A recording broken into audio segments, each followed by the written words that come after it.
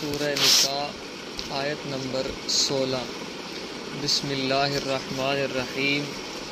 واللذانی، اور وہ دو، یأتیانہا، جو آئیں اس بے حیائی کو، منکم، تم میں سے، فآذوہما، پس تکلیف دو تم ان دونوں کو، فإن تابا، پس اگر وہ دونوں توبہ کر لیں، وَأَصْلَحَا، اور درست ہو جائیں، فَأَعْرِضُوا عَنْهُمَا، پس اعراض کرو تم ان دونوں سے، ان اللہ، بے شک اللہ تعالی، کان تواباً، ہے توبہ قبول کرنے والا، رحیما، رحم کرنے والا۔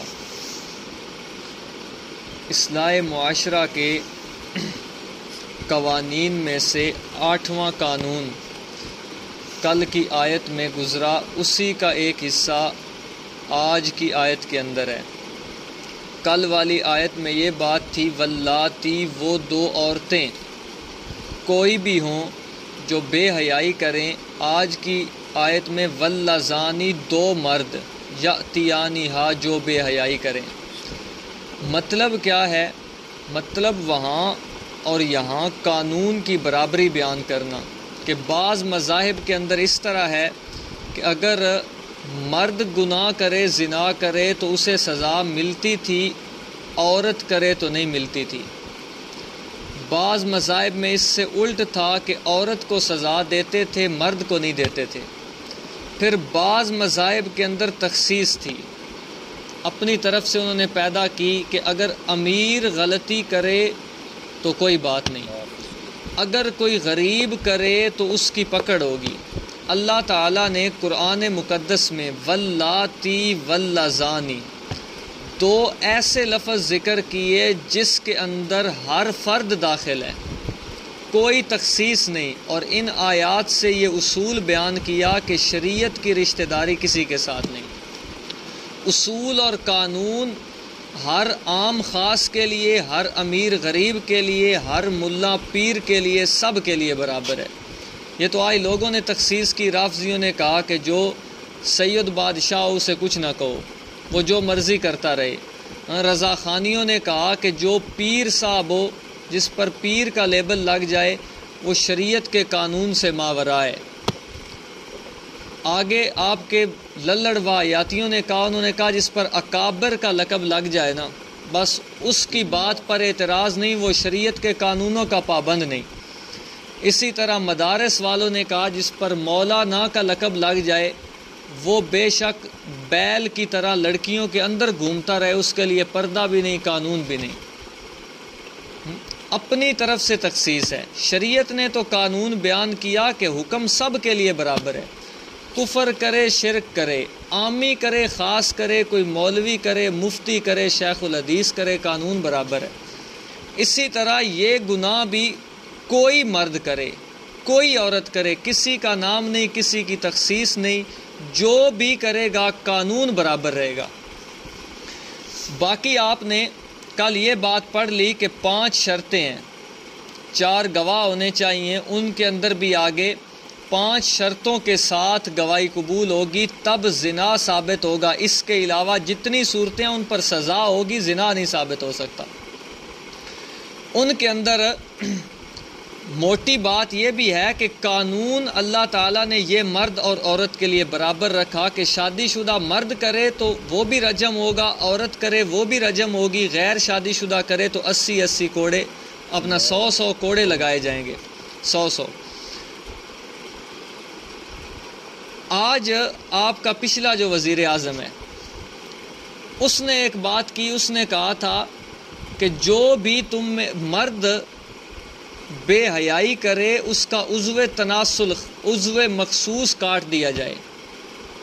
اب یہ ایسا قانون ہے، مرد کے لیے تو چلے گا، عورت کا کیا کاٹو گے؟ یعنی برابر نہیں چل سکتا۔ تو شریعت کے مد مقابل ایسا قانون گھڑنا یہ خود کفر ہے، اور اپنی طرف سے پھر قانون بھی ایسا جو برابر نہیں چل سکتا، نہ اب مردوں میں چل سکتا ہے، عورتوں میں نہیں چل سکتا۔ اسی طرح ایک اصول ہے، الحدود تندرع بالشبہات، کوئی بھی حد ہو وہ شبہ کی وجہ سے ساقط ہو جاتی ہے۔ حد کے ثابت کرنے میں چوری کی حد ہے، زنا کی حد ہے، ڈاکے کی حد ہے، اس کے ثبوت میں اگر شبہ آ گیا تو وہ ثابت نہیں ہو سکتی۔ یہی تو وجہ ہے 4 گواہوں میں ایک بھی پیچھے ہوگا تو شبہ آ گیا، 4 گواہوں میں ایک بھی پیچھے ہو شبہ آ گیا، ایک کی تعبیر میں فرق آ جائے، وہ کہے میں نے دیکھا نہیں اس حالت میں، مجھے لگتا ہے اس طرح تھا، شبہ آ گیا، اب 4 کے 4 گواہوں کو 80 کوڑے لگیں گے۔ اس اصول پر آج آپ کا جو ٹیسٹ ہے وہ بھی شریعت کے خلاف قانون ہے۔ آج کسی عورت کے ساتھ زیادتی کا وہ جا کر دعویٰ کرے، آپ کی عدالت کہتی ہے کہ آپ اپنا ٹیسٹ لے کر آؤ، ٹیسٹ لے کر آؤ۔ اب اس میں پہلا شبہ تو یہ ہے کہ یہاں رشوت کے ساتھ 2 نمبری کا احتمال ہے۔ اس کے بعد یہ بھی ہو سکتا ہے کہ جس مرد پر اس نے دعویٰ کیا ہو اس نے زیادتی کی نہ ہو، کسی دوسرے نے کی ہو یا جان بوجھ کر کروائی گئی ہو اور اس کا نتیجہ لے کے اس پر تھوپ رہا ہے، یہ بھی شبہ ہے، اس لیے یہ بھی قابل قبول نہیں۔ اسی طرح آج کے دور میں موبائل کی ویڈیو سے حد ثابت نہیں ہو سکتی، کیونکہ اس میں ایڈیٹنگ کا شبہ ہے، اور اس شبے کی وجہ سے اصول ہے کہ حد نہیں لگ سکتی۔ شریعت نے ایسا قانون رکھا جس میں شبہ ہی نہیں، 4 آدمی جس کیفیت پر شریعت نے کہا اس کیفیت پر دیکھیں تب ثابت ہوگا، ذرا بھی شبہ آیا ثابت نہیں ہو سکتا۔ ان 4 کے 4 کو ورنہ سزا ملے گی 80 کوڑے۔ اور پھر اگلی بات یہ بھی ہے لا تقبلوا لہم شہادتاً ابدا، ساری زندگی ان کی بات معتبر نہیں ہوگی۔ بزرگ جائیں گے مسجد کی جگہ نام لگوانے کے لیے کہ گواہی دینی ہے، جی یہ فلاں آدمی نے مسجد کو جگہ وقف کی ہے، شناختی کارڈ سامنے ہے، جاؤ، آپ کی گواہی قبول ہی نہیں۔ آپ کے ہاں مسلمان کی عزت کی قدر نہیں ہے، زمین کی گواہی تیری کدھر قبول ہوگی، اس کی قدر تیرے ہاں کہاں ہوگی کہ تو سچ بولے، اس لیے کبھی اس کی گواہی قبول نہیں کی جائے گی ساری زندگی بھی، جو ایسا بہتان بغیر دلائل کے لگائے گا۔ آج کی آیت میں پہلے ہو گیا کہ 2 مرد، پہلے تھا 2 عورتیں، کوئی بھی بے حیائی کرے فآذوہما، انہیں سزا دو۔ سزا کے اندر جو کوڑے سورہ نور کے اندر بیان ہیں، یا رجم ہے شادی شدہ کے بارے میں اور کوڑے ہیں غیر شادی شدہ کے بارے میں، وہ ہے۔ اس کے علاوہ ساتھ یہ بھی کہا کہ قاضی کچھ ان کو شرمائے گا بھی، قاضی ان کو تھوڑا تان تشنیع تنبیہ کرے گا۔ فَإِن تَابَا، اگر ان کو سزا مل گئی، تابا انہوں نے توبہ کر لی، وَأَصْلَحَا اور آئندہ باز آ گئے، فَأَعْرِضُوا عَنْهُمَا، پھر آج کے بعد اس توبہ کے بعد انہیں کبھی تانا نہ دینا۔ اعرضوا عنہما، کیونکہ امام الانبیاء صلی اللہ علیہ وسلم نے فرمایا التائب من الذنب کمن لا ذنب لہ، گناہ سے توبہ کرنے والا اس طرح ہے جس طرح اس نے کبھی گناہ کیے ہی نہیں۔ ان اللہ کان توابا، وجہ یہ ہے کہ اللہ تواب ہے، تواب صیغہ ہے مبالغہ کا، اس کا معنی اللہ تعالی بار بار توبہ قبول کرنے والا ہے۔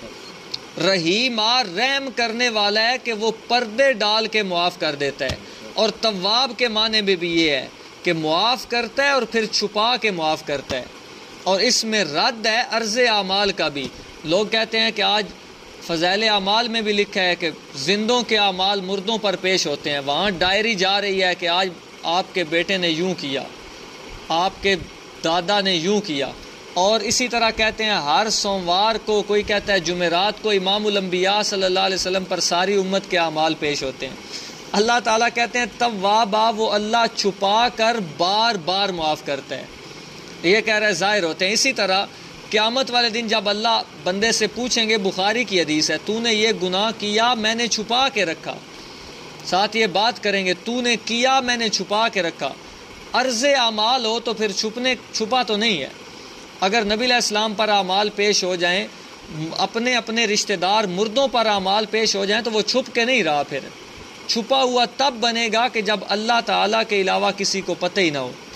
اور یہ قرآن میں بھی ہے الیہ یصعد الکلم الطیب، نیک عمل اللہ ہی کی طرف بلند ہوتے ہیں، یرفعہ، اسی کی طرف بلند ہوتے ہیں۔ تو اس میں رد ہے عرض اعمال کا کہ کوئی اعمال شامال پیش نہیں ہوتے۔